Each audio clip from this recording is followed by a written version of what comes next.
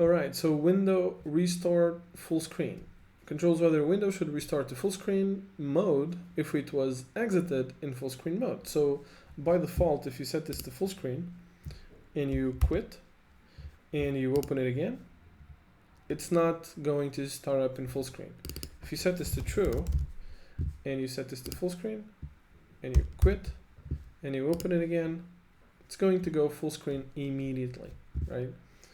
So what's the right move here?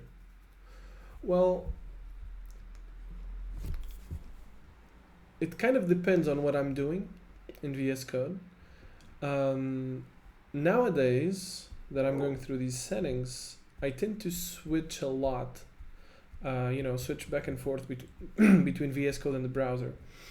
However, when I'm coding and I want to fully focus on a particular repository and because I'm programming some feature or something like that, I would rather VS Code open in full screen.